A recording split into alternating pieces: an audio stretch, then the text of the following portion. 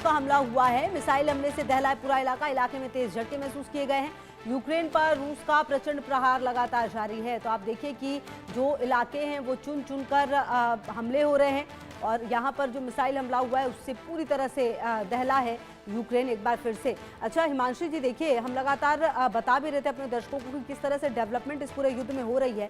रूस को देखिए तो हर उस इलाके को खत्म करने की कोशिश है जहां से सबसे पहली बात तो रिसोर्सेस मिलते हो, जहां से यूक्रेन युद्ध लड़ने की जो स्थिति में ही ना रहे। कोशिश और कवायद तो रूस की यही है। वो तो अमेरिका और नाटो जैसे देश है, जैसा कि संजीव जी भी कह रहे थे, अगर रूस चाहता तो ये युद्ध 15 दिन में खत्म हो जाता, लेकिन ये युद्ध अगर लगभग 4 साल से चल रहा है तो इसके पीछे सबसे बड़े कारण ही वही हैं जो इनकी मदद कर रहे हैं लगातार।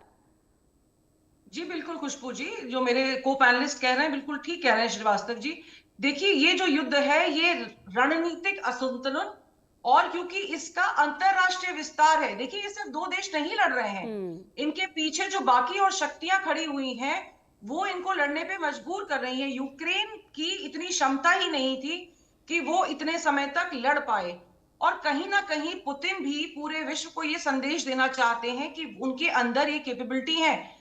जिस तरह की उन्होंने मिसाइलें अभी लगाई हैं और एयर अटैक्स के वो प्लान कर रहे हैं, जिस तरह की वो वार्निंग देना चाह रहे हैं, वो एक लंबा जो गेम खेल रहे हैं और वो कहीं ना कहीं अमेरिकी राष्ट्रपति को इसमें जवाब देना चाह रहे हैं। देखिए रशिया के पास में काफी ऐसे न्यूक्लियर बॉम्ब्स हैं जो छोटे हैं और उनका इस्तेमाल करके वो चाहे तो कुछ शहरों में एक लिमिटेड अटैक कर सकते हैं, लेकिन वो अभी भी संयम क्यों बरत रहे हैं? क्योंकि वो यूक्रेनी जनता को कहीं ना कहीं ये दिखाना चाहते हैं कि हम आपके खिलाफ नहीं है, हम अभी भी आपके साथ हैं। तो कहीं ना कहीं एक जो कहते हैं ना कि यूक्रेन की जो जनता है उसको अपनी तरफ मिलाना चाह रहे हैं और जनता भी कहीं ना कहीं अब इस युद्ध से त्रस्त हो गई है।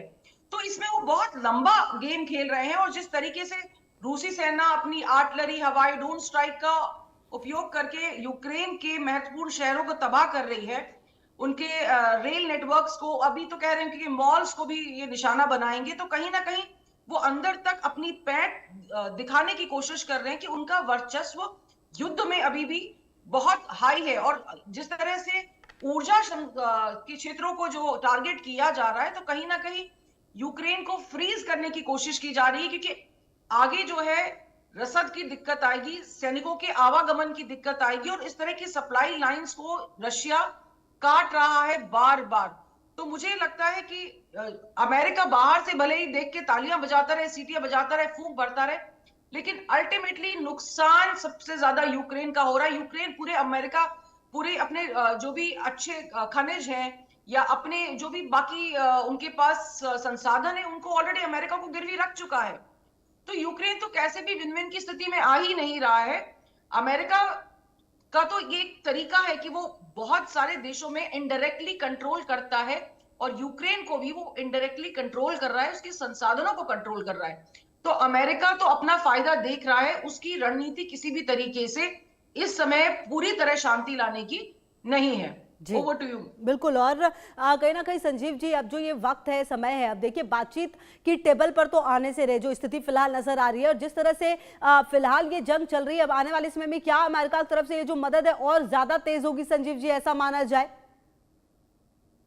देखिए मदद तो जारी रखनी होगी। अमेरिका इस युद्ध में जो हार का जो है कि कोई ऑप्शन उसके पास नहीं है और जैसा कि मैंने कहा कि रशिया के अंदर इस तरीके का सेंस नहीं आ सकता कि उसने ये युद्ध जीत लिया है और वहीं अमेरिका के अंदर भी ऐसा सेंस रशिया नहीं आने देगा कि उसने ये युद्ध जीत लिया है।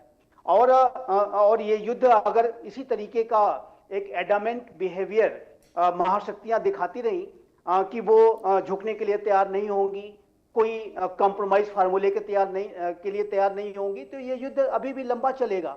और जैसा कि मैंने कहा कि इस युद्ध को यदि शांत कराना है तो दोनों ही पक्षों को अपने जो एक्सट्रीम पोजीशंस हैं उससे हटना होगा।